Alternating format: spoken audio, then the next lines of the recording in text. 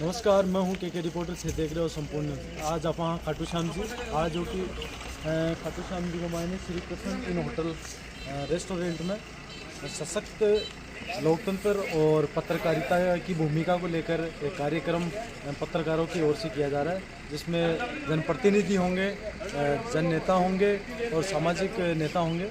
उनसे पत्रकार जो बंधु हैं वो सवाल करेंगे। आइए आपको दिखाते हैं, लेके चलते हैं जहाँ ये कार्यक्रम हो रहा है वहाँ पर।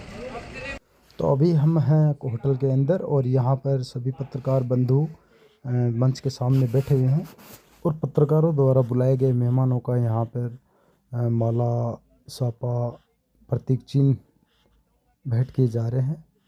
और अभिलाषा रणवाजी प्लांट बेबी के नाम से मशहूर, जो कि गिफ्ट स्वरूप उन्हें एक पौधा भेंट कर रही है।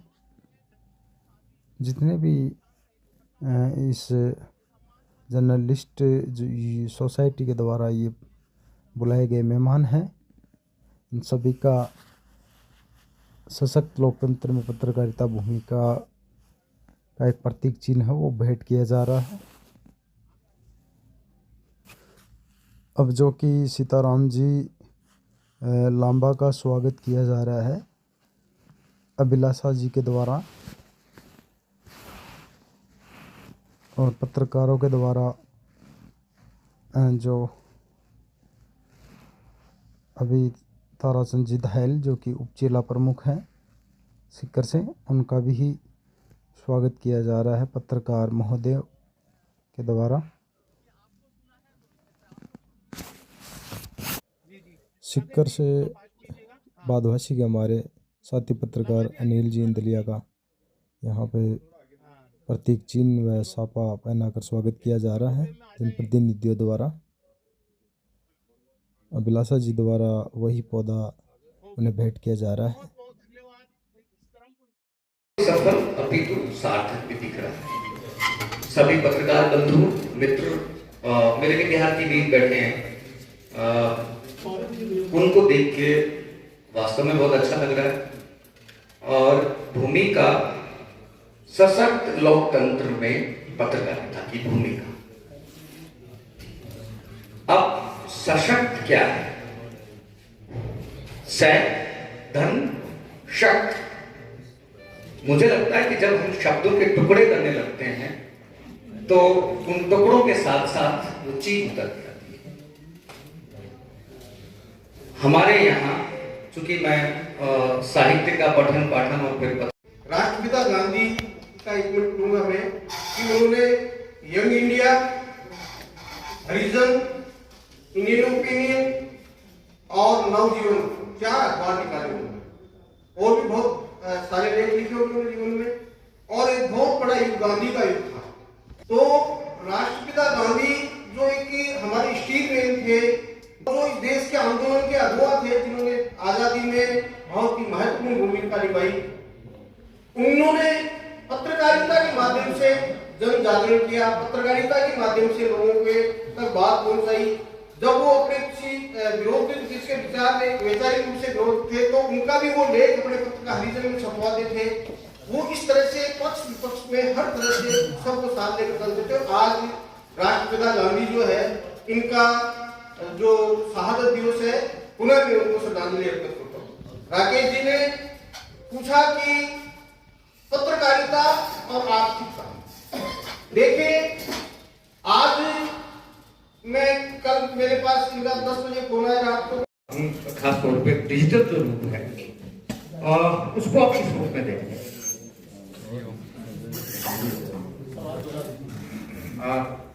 एक तो प्रिंट पत्रकारिता, एक इलेक्ट्रॉनिक मीडिया वाली पत्रकारिता और एक जो पोर्टल वाली पत्रकारिता, ऑनलाइन जो खबर पढ़ रहे हैं, अभी ये लोग लाइव कर रहे हैं, तो ये कितना इफेक्ट करेंगे? आप इस बारे में क्या कहेंगे?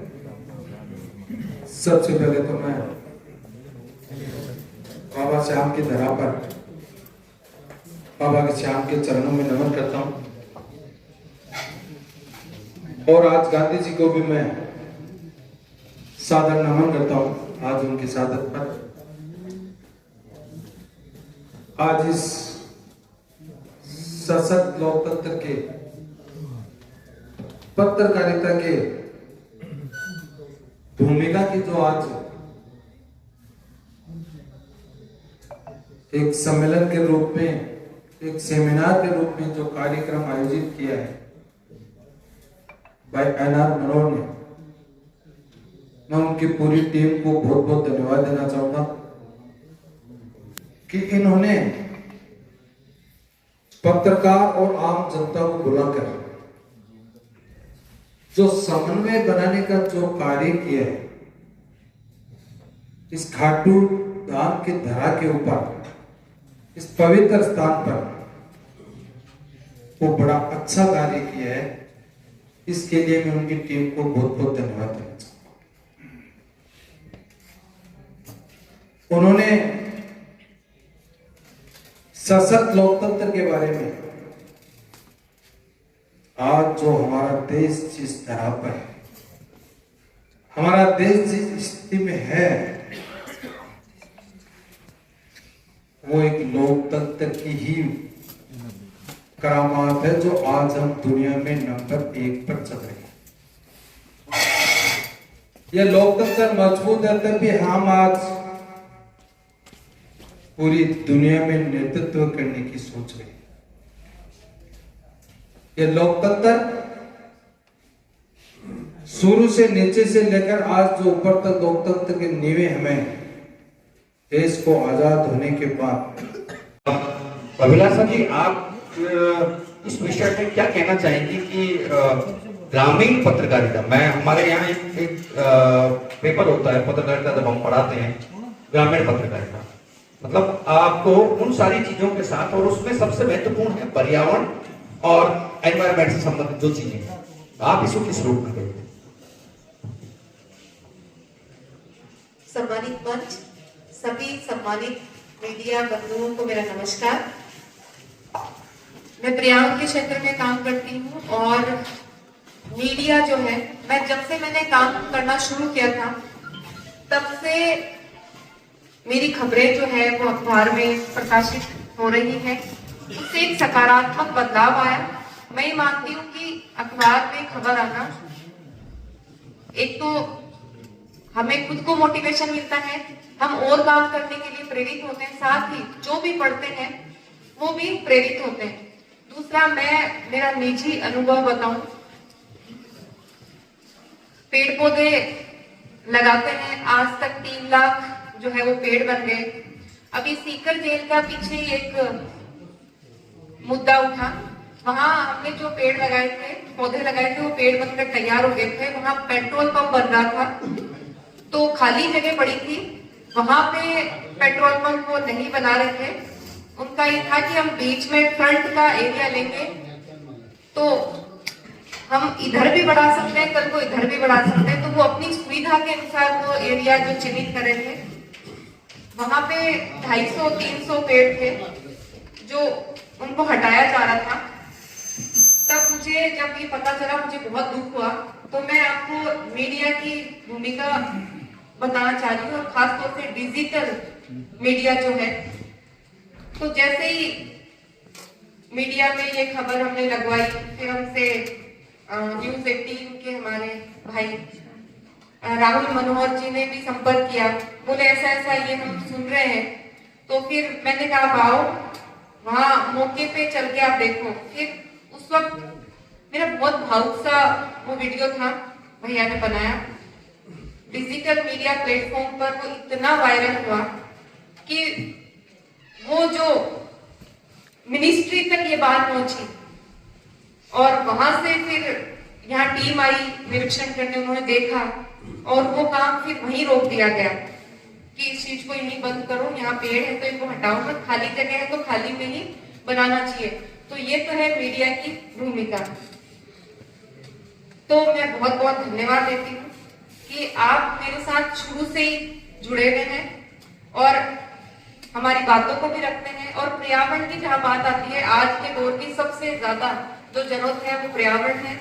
अभी आपने बोला कि मैं जहाँ भी जाती हूँ पौधे हमेशा साथ ही रखती हूँ। मेरा ये रहता है, मैं जिस भी प्लेटफॉर्म पर जाऊँ वहां पे पर्यावरण को संरक्षित करने का ही संदेश दूं। मैं किसी को गिफ्ट देती हूँ तो उसमें पौधे और पुस्तकें ही देती हूँ, और मैं सभी से भी यही निवेदन करती हूँ कि आप भी किसी को उपहार दो तो यही दो, ये ग्रीन गोल्ड है। पुस्तकें हमारी जिंदगी बनाती है, पौधे हमें जिंदगी देते हैं, तो इससे बेहतर और कोई उपहार हो ही नहीं सकता। आप अभी बात कर रहे थे ग्रामीण परिवेश की, तो मैं ग्रामीण परिवेश से ही आती हूँ। मेरा गांव धौलपालिया है, तो मेरे गांव का जो क्लाइमेट है, जो वो जैसलमेर वार्ड में जैसा ही है। तो हम वहाँ क्या है कि मतलब मैं प्रयोग करती रहती हूँ कि कौन से पौधे कौन सी जगह में लगते हैं। तो वहां पर अभी आप हमारे गांव में जाकर देखेंगे तो अधिकतर फल वहां पर लग रहे हैं, जहाँ पे सिर्फ नीम या खेजड़ी यही उगाया करते थे। तो मेरा हमेशा यही रहता है कि मैं पेड़ पौधे लगाऊं, औरों को भी जागरूक करूं और इस चीज से जोड़ूं। और मीडिया जो है वो मैं ये कहती हूँ कि मीडिया समाज का निर्माण करता है, समाज को एक सही दिशा देता है, और मीडिया जैसा वातावरण बनाता है समाज उसी दिशा में चल पड़ता है। तो आप इसी तरीके से अपनी बुलंद आवाज लेखनी से समाज को दिशा प्रदान करें और एक सकारात्मक बदलाव लाएं। और प्रकृति का सामंजस्य हम सबके लिए इसलिए महत्वपूर्ण है कि आने वाली जो हमारी नस्ल है वो इसी, क्योंकि यंत्रों की और पूंजीवादी आपाधापी का इतना दौर होगा कि वहां पर्यावरण की तरफ कोई ध्यान नहीं देगा। हमारे साथ अभिलाषा जी जो पर्यावरण हैं, संस्कृति को लेके, पेड़ों को लेके, मैं देख रहा हूँ कि अभी छोटे छोटे ये पौधे जो आपके आंगन को सजाएंगे, आपकी टेबल को सजाएंगे, और पत्रकारिता के साथ साथ जब ये खूबसूरती आगे तक जाएगी तो मुझे लगता है कि मुकम्मल जहां हमारे सामने होगा। आपका स्वागत है।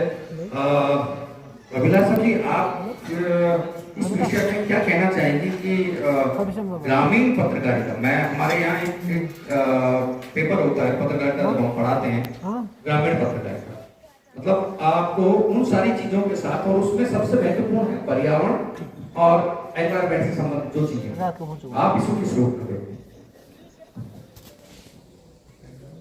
सम्मानित मंच, सभी सम्मानित मीडिया बंधुओं को मेरा नमस्कार। मैं पर्यावरण के क्षेत्र में काम करती हूँ, और मीडिया जो है, मैं जब से मैंने काम करना शुरू किया था तब से मेरी खबरें जो है वो अखबार में प्रकाशित हो रही हैं। इससे एक सकारात्मक बदलाव आया। मैं ये मानती हूँ कि अखबार में खबर आना, एक तो हमें खुद को मोटिवेशन मिलता है, हम और काम करने के लिए प्रेरित होते हैं, साथ ही जो भी पढ़ते हैं वो भी प्रेरित होते हैं। दूसरा, मैं मेरा निजी अनुभव बताऊं, पेड़ पौधे लगाते हैं, आज तक 3 लाख जो है वो पेड़ बन गए। अभी सीकर जेल का पीछे एक मुद्दा उठा, वहां हमने जो पेड़ लगाए थे, पौधे लगाए थे, वो पेड़ बनकर तैयार हो गए थे। वहां पेट्रोल पंप बन रहा था, तो खाली जगह पड़ी थी, वहां पे पेट्रोल पंप वो नहीं बना रहे थे। उनका ये था कि हम बीच में फ्रंट का एरिया लेंगे तो हम इधर भी बढ़ा सकते हैं, कल को इधर भी बढ़ा सकते हैं। तो वो अपनी सुविधा के अनुसार वो एरिया जो चिन्हित कर रहे थे, वहां पे 250-300 पेड़ थे जो उनको हटाया जा रहा था। तब मुझे जब ये पता चला, मुझे बहुत दुख हुआ। तो मैं आपको मीडिया की भूमिका बताना चाहती हूँ, और खासतौर से डिजिटल मीडिया जो है। तो जैसे ही मीडिया में ये खबर हमने लगवाई, फिर हमसे न्यूज़ 18 के हमारे भाई राहुल मनोहर जी ने भी संपर्क किया, बोले ऐसा ऐसा ये हम सुन रहे हैं।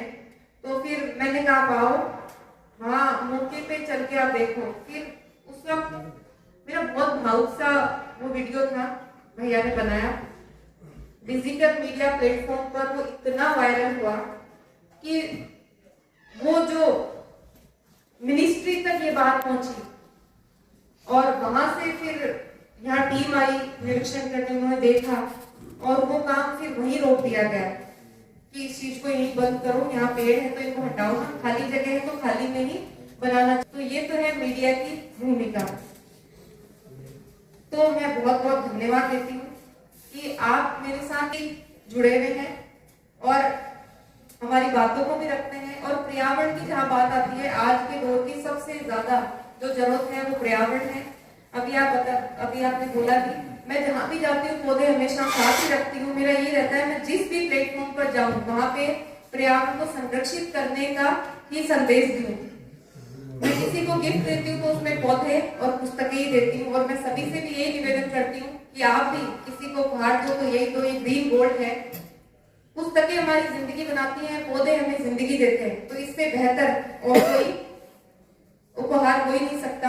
आप अभी बात कर रहे थे ग्रामीण परिवेश की, तो मैं ग्रामीण परिवेश से ही आती हूँ। मेरा गांव धौलपालिया है। तो मेरे गांव का जो क्लाइमेट है, जो वो जैसलमेर वार्ड में जैसा ही है। तो हम वहाँ क्या है कि मतलब मैं प्रयोग करती रहती हूँ कि कौन से पौधे कौन सी जगह में लगते हैं। तो वहां पर अभी आप हमारे गांव में जाकर देखेंगे तो अधिकतर फल वहां पर लग रहे हैं, जहाँ पे सिर्फ नीम या खेजड़ी यही उगाया करते थे। तो मेरा हमेशा यही रहता है कि मैं पेड़ पौधे लगाऊं, औरों को भी जागरूक करूं और इस चीज से जोड़ूं। और मीडिया जो है वो मैं ये कहती हूँ कि मीडिया समाज का निर्माण करता है, समाज को एक सही दिशा देता है। और मीडिया जैसा वातावरण बनाता है, समाज उसी दिशा में चल पड़ता है। तो आप इसी तरीके से अपनी बुलंद आवाज लेखनी से समाज को दिशा प्रदान करें और एक सकारात्मक बदलाव है। तो आज हम उनको याद करते हैं और उन्हीं की एक बात से मैं आपकी बात शुरू करता हूँ कि 1909 में जहाज में यात्रा करते एक बहुत ऐतिहासिक किताब उन्होंने लिखी, उसका नाम है स्वराज। और वो दुनिया की हम सबको पढ़नी चाहिए, पढ़ी होगी। वो दुनिया की एक इकलौती किताबों में से एक है जिसकी 100वीं शताब्दी वर्ष भी जो 2009 में मनाया गया और उसमें बहुत रास्ते वो किताब में दिखाती है। उस किताब में गांधी बातचीत के माध्यम से एक चैप्टर है कि पत्रकारिता को वो कैसे बोलते हैं। वो आपका सवाल का जवाब गांधी देते हैं। पत्रकार पूछता है कि आप मीडिया को या जो पत्रकार है उसको किस तरह से देखते हैं। तो गांधी जी जवाब देते हैं कि पत्रकार का काम है जो घटनाएं समाज में देश में हो रही हैं उन घटनाओं को लोगों तक पहुंचाना, ये पहला काम है। उसके बाद वो कहते हैं कि पत्रकार का काम है कि जो भावनाएं, क्योंकि उस समय देश में आजादी का माहौल था, तो अगर परिवर्तन होना चाहिए देश में, उन भावनाओं को देश के लोगों तक पहुंचाना पत्रकार का काम है। पहला घटनाओं को, दूसरा भावनाओं को, तीसरा वो कहते हैं अगर समाज में वो जागरण और वो भावनाएं नहीं है तो पत्रकार का और अखबार का काम है कि वो समाज को जगाए और वो भावनाएं इस देश के लोगों के बीच में लेकर आए। तो ये पत्रकारिता वो देखते हैं। यही मैं देखता हूं जो आपने कहा जनमत का निर्माण ही पत्रकार और पत्रकारिता के जरिए होता है। आज हम जितना भी भावनाएं हम देखते हैं, अभी आपने कितना अच्छा सवाल ताराचंद जी भाई साहब से पूछा और उन्होंने बहुत अच्छा जवाब दिया कि ये देश कैसे बना। क्योंकि जो देश हजारों साल से गुलामी में था, जहां पर लोकतंत्र की कोई कल्पना नहीं थी, वो आजाद हुआ और उसमें नेहरू, गांधी, अम्बेडकर, उन लोगों ने एक ऐसे लोकतंत्र की नींव रखी और खासतौर पर पंचायती राज की बात की। तो वो पंचायती राज आज दुनिया का सबसे बड़ा एक अनूठा इस देश में प्रयोग है। परंतु उसके साथ साथ मुझे वो बात थोड़ी याद आई तो मैं ऐड जरूर करना चाहता हूँ कि आज उस लोकतंत्र को चैलेंजेस, आज वो जो लोकतंत्र बनाया जिसकी खूबसूरती की बात आपने, उसको चैलेंज। आज 5 साल में चुनाव होना चाहिए, 7 साल बीते हैं। अगर राजस्थान में पंचायत का चुनाव नहीं होता है तो उस डेमोक्रेसी को चैलेंज। आज अगर किसी को 3 बच्चे होने के कारण चुनाव नहीं लड़ने दिया जाता, वो उस डेमोक्रेसी को चैलेंज। आज अगर किसी के घर में टॉयलेट नहीं है Thank you, Vedant. So, आज अगर किसी गरीब किसी के घर में टॉयलेट नहीं है और उसको राशन या उसको चुनाव नहीं लड़ने दिया जाता, वो अगर पढ़ा लिखा नहीं है या वो आदमी है या औरत है, तो उसके पढ़ने के उसकी क्वालिफिकेशन के आधार पर उसको चुनाव नहीं लड़ने दिया जाता, तो वो हमारी डेमोक्रेसी को चैलेंज है। क्योंकि हमने जब ये संविधान बनाया तो हमने सबको बराबरी के हक दिए। तो मेरी नजर में आज जो सबसे अहम काम पत्रकारिता का है कि वो जनमानस में वो भावनाएं वापस लाए कि अगर हमें डेमोक्रेसी को बचाना है या डेमोक्रेसी के साथ रहना है तो उसकी मूल भावनाओं को हमको समझना चाहिए। और यही जन भावनाएं पत्रकारिता और जो हमारा मीडिया है वही दोबारा से स्टैब्लिश कर सकता है, ऐसा मैं मानता हूँ। डॉक्टर अश्विनी जी साहब, ये सवाल आपके लिए है और उम्मीद है कि ये सवाल को आप बहुत ही बेहतर जवाब देंगे इसका। डिजिटल दौर में तकनीक बदली है, मीडिया का स्वरूप भी तेजी से डिजिटल दौर में बदला है, कुछ चुनौतियां हो रही है। डिजिटल दौर में मीडिया और लोकतंत्र के स्वरूप में कितना बदलाव वर्तमान दौर में नजर आता है? देखिए, जो सवाल आपका है उसमें एक चीज साफ है, डिजिटल दौर की आपने बात की। आज हर शख्स इस कमरे में जो साल में अपने हाथ में मोबाइल है, शायद ही कोई ऐसा होगा जिसके मोबाइल में व्हाट्सएप नहीं होगा, अदर सोशल मीडिया प्लेटफॉर्म्स नहीं होंगे, और उनमें से शायद ही ऐसा कोई शख्स होगा कि जो ये कह सके कि पूरे दिन में वो एक्सेस नहीं करते। आपके सवाल का संक्षिप्त रूप से अगर रुख देखें तो जवाब ये है कि अब हर कोई मुखातिब है, लेकिन तरीका किस तरह से बदला। क्योंकि मैं शुरुआत पर आता हूँ, लोकतंत्र में आपने जब पत्रकारिता की भूमिका की बात की तो लोकतंत्र का हिस्सा और पत्रकार भी उसी तंत्र का हिस्सा, तो अलग नहीं है। लोकतंत्र के पहले ही दोनों चलते, जितने लोग सशक्त होंगे उतनी पत्रकारिता होगी, और ये समाज और पत्रकारिता दोनों के परस्पर दायित्व है। जितना समाज मजबूत होगा उतना ही पत्रकारिता मजबूत होगी, क्योंकि समाज अगर कमजोर होगा तो पत्रकारिता से अपेक्षाएं कमजोर होती हैं और पत्रकार फिर उस रूप से नहीं। आज के दौर में एक चीज हम सब पर हावी है कि हम अपनी राय ज्यादा देते हैं, जिस बात का जिक्र महात्मा गांधी की पुस्तक के जरिए स्वराज के। हमारा काम है घटना को दिखाना, हमारा काम है उस घटना को सशब्द बताना, दायित्व है उतना ही बताना जिससे समाज का हित हो। अगर हमें लगता है कि देश में राशन की कमी हो रही है और हम उसको ठीक उसी तरीके से उजागर करेंगे, हो सकता है कालाबाजारियों को कोई घटनाक्रम है उसको लेकर हम बात करेंगे, बढ़ा चढ़ाकर बात करेंगे, तो हो सकता है कि देश में बदलाव हो। अस्थिरता, दायित्व यहाँ पर डिजिटल के दौर में उस दायित्व की कमी नजर आ, क्योंकि वो सबके पास है, परिपक्वता श्रेष्ठ नहीं होती है। डिजिटल कहते हैं बच्चे के लिए टीचिंग प्रॉब्लम, जो बच्चे के दांत जब निकलते हैं तो उसके साथ कभी बुखार होगा, कभी उसका पेट खराब होगा, कभी और बाकी समस्याएं हैं।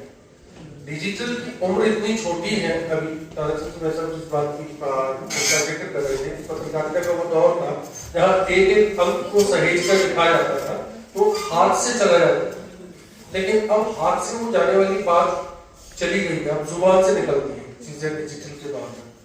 तो आपको सोचने के बाद बोलने तक उतना वक्त नहीं मिलता कि आप अपने आप को करेक्शन कर पाए, यहाँ चुनौती। और ये जो पीरियड है इस पर ही समझने और समझने की बात है, क्योंकि जिस तरह से दौर बदल रहा है, वैश्विक चुनौतियां आ रही, जो लोग भी आज डिजिटल पत्रकारिता को अपना रहे हैं उन्हें दायित्व के साथ काम करना होगा, वरना वक्त के साथ वो बाहर हो जाएंगे। पूरे देश में इस तरह का माहौल बनेगा, आज नहीं है, रूल्स रेगुलेशंस आ रहे हैं। जिस दौर में पेगासस की बात हो रही है, बाकी जासूसियों की बात हो रही है, एक एक चीज का हिसाब है। अखबार छपा, उसमें कोई गलती हुई टीवी पर कुछ चला तो एक क्षण के लिए रहा और वो एक दिन के लिए रहा। अखबार अगर स्थिर है तो हो सकता है कि आपके पास में हिसाब हो, लेकिन डिजिटल का जो रिकॉर्ड है वो सबकी जेब में है। उसका स्क्रीनशॉट भी आपके पास में है, उसकी स्क्रीन रिकॉर्डिंग भी आपके पास में है। तो ऐसे में चैलेंजेस बहुत ज़्यादा हैं। इन चुनौतियों से निपटने के लिए सबसे पहले परिपक्वता जरूरी है। आप किसी भी नतीजे पर पहुंच रहे हैं तो जरूरी है कि उस नतीजे पर पहुंचने से पहले आप जिस भी विषय को रख रहे हैं उसको ठीक से तैयारी कीजिए, स्पष्ट रूप से सामने आइए और फिर होकर अपनी बात रखिए। बात विश्वसनीयता की। आप कुछ कहेंगे और 1 घंटे बाद अगर तब्दीलियां होगी तो धीरे धीरे वो भरोसा कमजोर हो जाएगा। उसको अगर दूर करना है तो डिजिटल का सबसे बड़ा चैलेंज है। आप अपने आप को परिपक्व कीजिए, समय दीजिए। जिस दौर की बात है, आप किसी खबर को लिखना चाहते हैं, किसी खबर को बताना चाहते हैं, पहले लिख लीजिए, 4 लोगों से कंफर्म कर लीजिए और उन लोगों का जिक्र भी कीजिए। क्योंकि मेरा काम है घटनाक्रम को बताना, मेरा काम ये नहीं है घटनाक्रम को थोप देना और फिर उसमें अपना आकलन देना। हमारी सबसे बड़ी कमजोरी डिजिटल के दौर में होती है कि हम घटनाक्रम के साथ अपनी राय भी थोप देते। मेरा मानना है कि एक पत्रकार कभी नहीं बोले।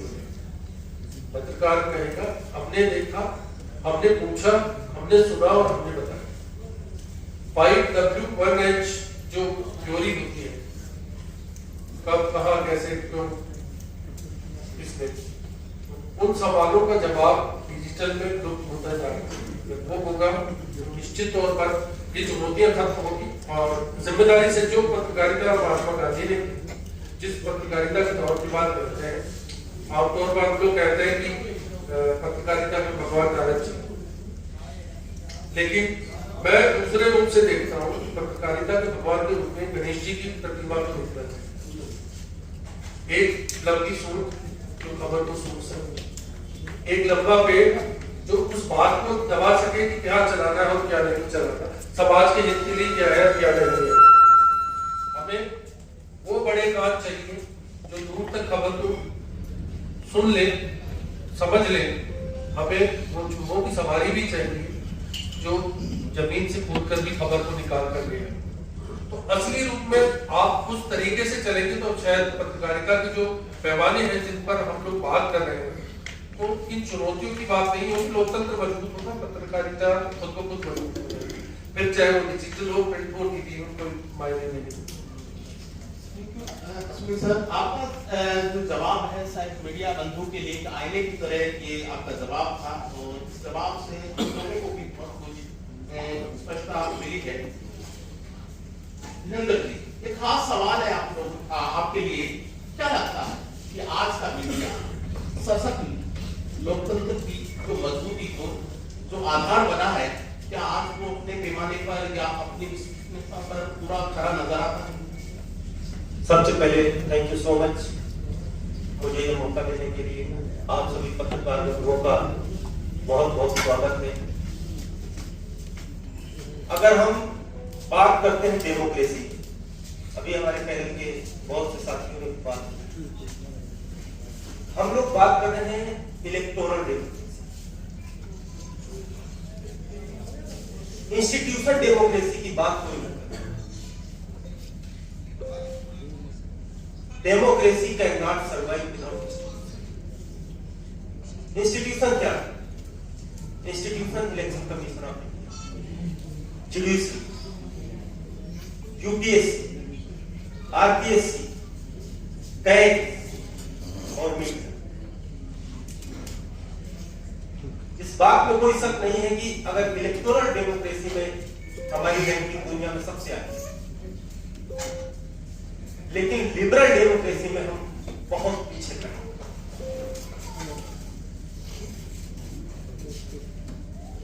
क्या इनर पार्टी डेमोक्रेसी देश के अंदर है?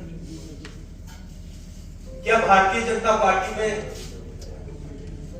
माननीय प्रधानमंत्री मोदी जी और अमित शाह के खिलाफ कोई बोल के उस पार्टी में रह सकता है? क्या कांग्रेस में श्री राहुल गांधी और श्रीमती सोनिया गांधी के खिलाफ बोल के क्या कांग्रेस पार्टी में सर्वाइव कर सकता है? मुझे लगता है वो 1 मिनट में सर्वाइव। क्योंकि हमारे देश के अंदर इनर पार्टी डेमोक्रेसी, हमने इंस्टीट्यूशन को बचाने के लिए क्या किया? आपने देखा होगा कि 2014 के चाहे पहले का दौर हो चाहे बाद का दौर, लोकतंत्र बचाना,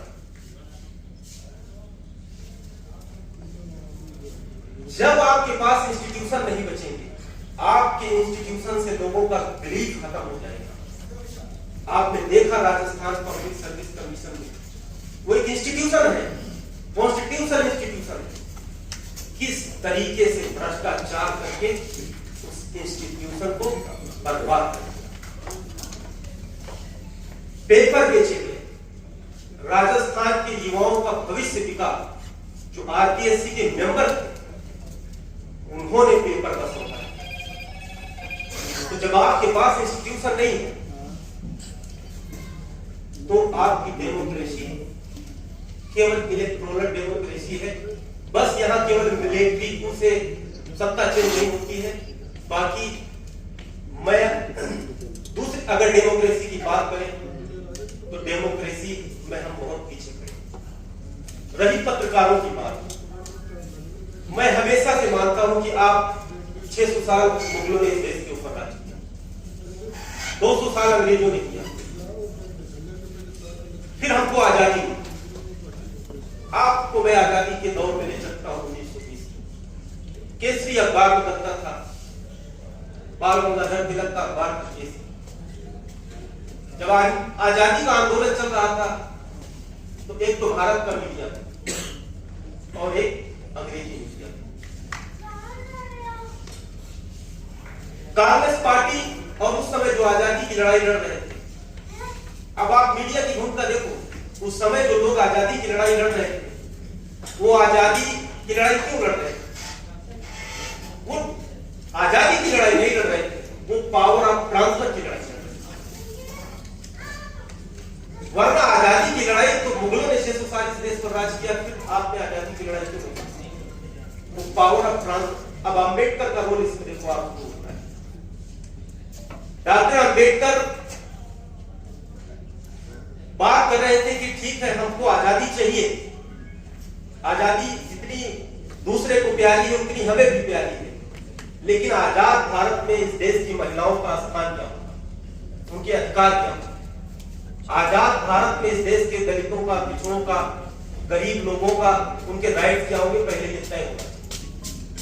आज भारत का जो मीडिया था वो मीडिया अंबेडकर को लिख रहा था कि अंबेडकर आजादी की लड़ाई में हो रहा,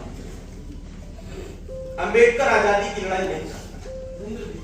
मैं तो मूल सवाल था, क्या लगता है कि आज का मीडिया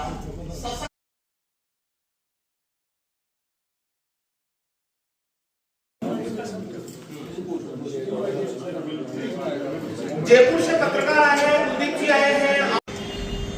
शहर की ऐसी ही खास खबरों के साथ हमारे साथ जुड़े रहिए और देखते रहिए संपूर्ण न्यूज़। हमारे चैनल को जाकर अभी सब्सक्राइब कर लीजिए, लाइक कर लीजिए और कमेंट करना ना भूलें। तब तक के लिए धन्यवाद।